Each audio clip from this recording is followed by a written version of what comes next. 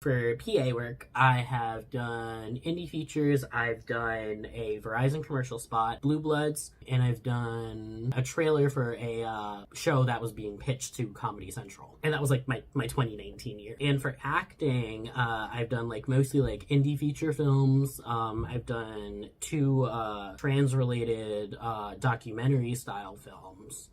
And I've acted in my favorite credit still, which is Broad City, because I became really close with the actress Perry Gilpin, who has been like hyping me up on social media all the time for my career, and I love her so much. So I've been acting on and off on set since I was about 14. I had gone through a period where I took a break just to like sort out my head and get my life together, because I wasn't really sure like what I wanted to do with anything. And I decided I really just want to put all of my like energy into acting, but I had no idea how to like properly network or get on set. Like I didn't know how to like get back in the game. So I was Googling a bunch of stuff and I stumbled on Friends in Film, and then I did the Career on Fire training, the 2-week thing I did it twice. As soon as by the time I did it the second time, I had the money. I was like, that's it. Taking the leap, joining, doing it right now.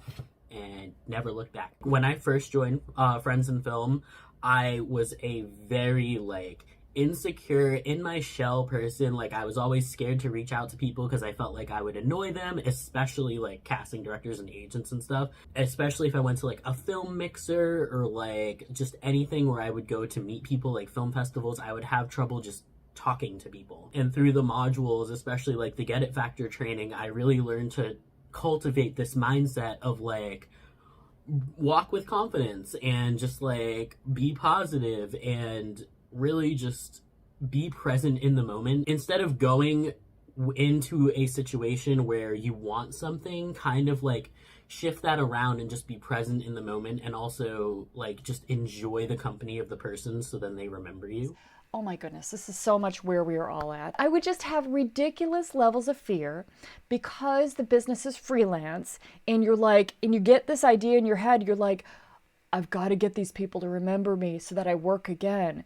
You know, it's like you don't have this Monday through Friday thing where it's like, okay, I can kind of relax because they're going to call. I mean, they're not going to call me. That's where I got to show up every, that's my agreement. I'm going to show up every Monday through Friday, doing this job. And this one is like, oh, I got to convince all these people and have them think about me instead of other people. Holy shit, holy shit. And something in the head happens with that makes us just be kind of scared. It makes fear come up. So then we're not our true selves. Like we put up this like professional front. Yeah, you got to be professional. You got to say things in a way but if you're trying to be professional, then it doesn't really work. If you're trying to make people look good, if you're trying to make things go smoothly, well, then you're professional. I try to think about it in the way that my acting teacher also told me, which is bring yourself to the role. So like, yes, be professional on set, like if you're doing a production assistant, but also bring your personality. Like no one's gonna want to talk to someone who has like just a blatant personality, or even like a complete like yes man, because people know when you're trying to get something. Like they can feel it off you, and it makes people uncomfortable. So you just kind of have to be yourself. Just bring your best parts of your personality and just vibe with people. That's right. That's right. So what he does, and this is what we all need to do. This is why I teach this empowering question. Do I have a good resume? Yes, I do. Have I done a lot so far in my life? Yes. Have I gone over fear in the past? Yes, I have. Do I want to have a great life? Yes. Do I want to enjoy myself today on set? Yes. Am I in control of my mind? Yes, I am. So all these things will continue to move you forward. That's all empowering questions are. So ask yourself a question and then answer it. And make every single question be moving you forward, you guys. There's been a lot of like negative thoughts that I had, especially before the program, where it was like, I'm not good enough for this. Like basically had like imposter syndrome, which is like, I'm not worthy enough to be here. Even when I was called to like work on Broad City, for example, as a co-star, I would be on set, like in my brain, like, I'm not good enough. Why was I cast?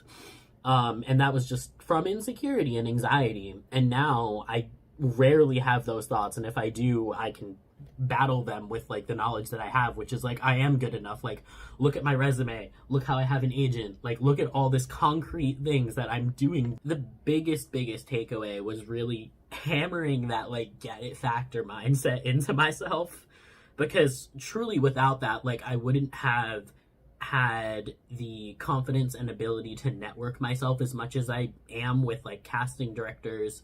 The magic list especially, super beneficial, especially once you're like, if you're doing like the thing that I did, which is go from like the shift from crew into acting, because there's so many casting directors that have very specific ways you want them to contact them, because some only mail only, some want completely online, some want an Instagram DM. So having that magic list is such an easy way to organize everything and figure out like during your monthly check-ins, oh, this person wants a DM, this person wants that. It's so fantastic.